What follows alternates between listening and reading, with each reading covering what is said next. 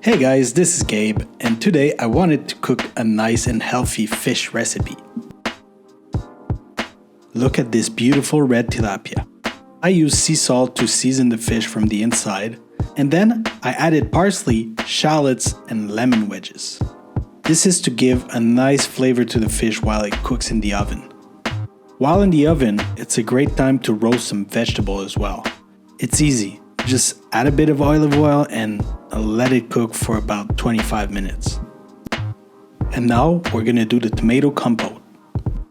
Heat up some olive oil in a pan and then add some cherry tomatoes. Put in some shallots, some sea salt, some parsley, a touch of honey, and a bit of white wine vinegar.